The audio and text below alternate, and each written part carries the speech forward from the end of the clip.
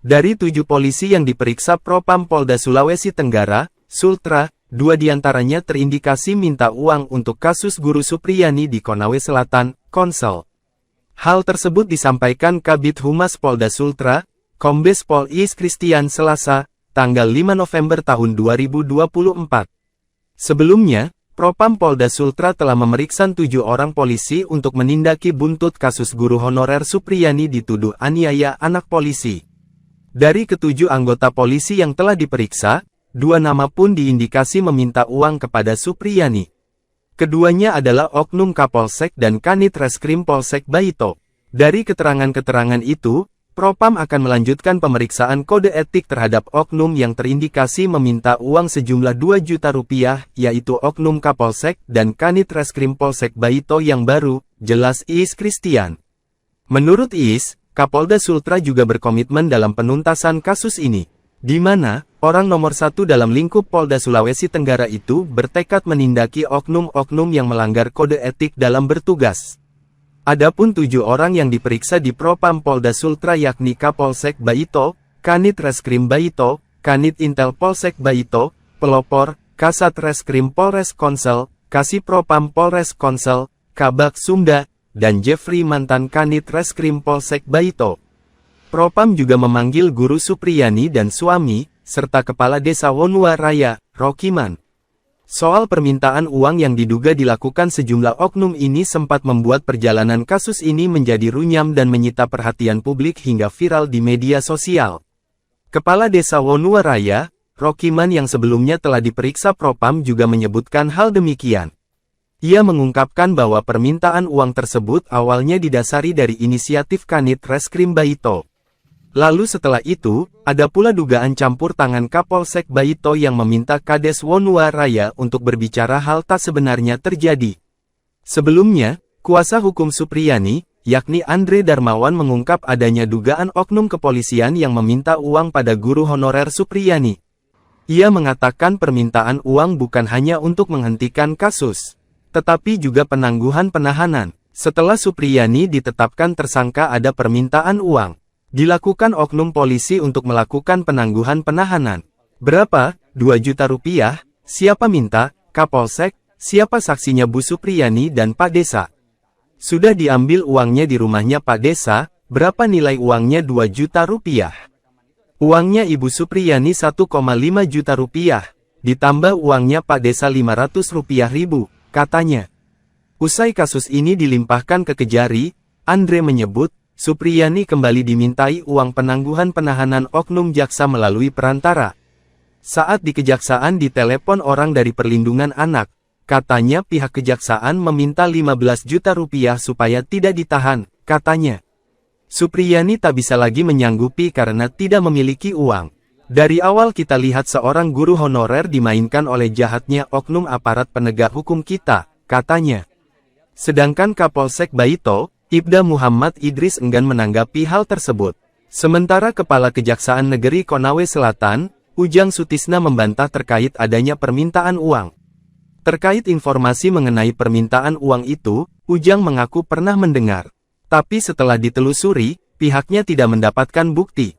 Kejaksaan Tinggi Sulawesi Tenggara, Kejati Sultra, juga turun tangan dalam penerusan kasus ini. Kasih Pidum Kejari Konawe Selatan Andi Gunawan yang kini diperiksa terkait penanganan kasus Guru Supriyani. Andi Gunawan diketahui kini dinonaktifkan buntut kasus Guru Supriyani. Kejati Sultra menonaktifkan Kepala Seksi Pidana Umum Kejaksaan Negeri Konawe Selatan, Kasih Pidum Kejari Konsel, Andi Gunawan. Penonaktifan ini terjadi buntut kasus dugaan penganiayaan yang dilakukan guru honorer Supriyani terhadap muridnya di Kecamatan Baito, Konawe Selatan. Kepala Seksi Penerangan Hukum Kejati Sultra, Dodi, mengungkapkan Andi saat ini tengah menjalani pemeriksaan. Lagi dilakukan pemeriksaan terkait penanganan perkara di Konawe Selatan, kasus Guru Supriyani, ungkap Dodi saat dikonfirmasi tribunnyusultra.com, grup tribunjatim.com, Senin, tanggal 4 November tahun 2024.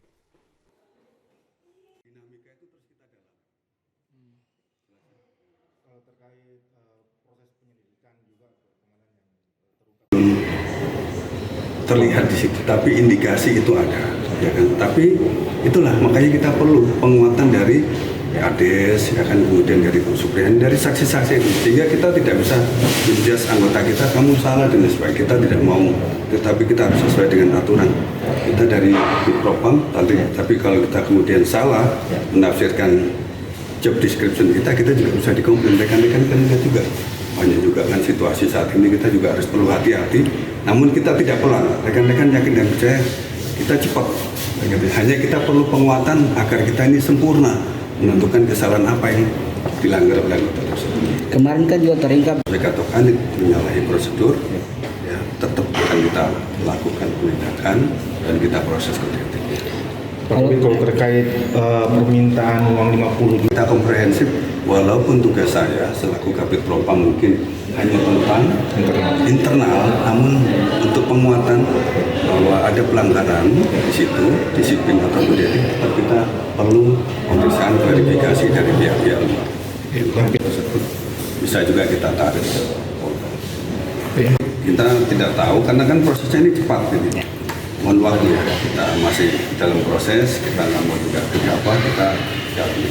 berarti sampai Naikkan dan nanti akan kita tingkatkan prosesnya, apakah perlu kita pansus, ya kan, atau nantinya pasti akan ada perkembangan lebih lanjut. Sementara ini masih kita jalan, jadi mohon maaf, masih sabar lagi. Terus karena kemarin sudah ada pemeriksaan dari Paminal, kita sekarang tingkatkan kepada proses kode etik.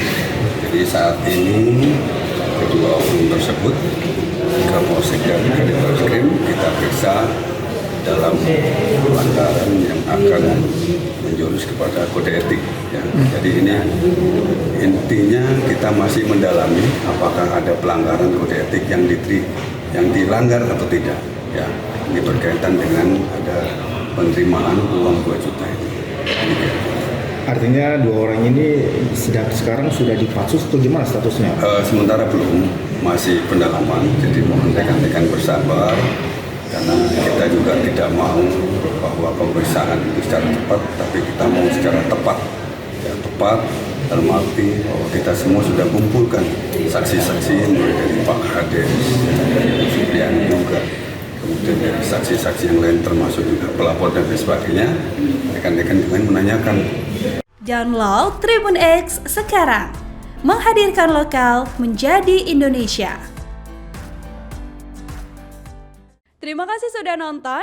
Jangan lupa like, subscribe, dan share ya.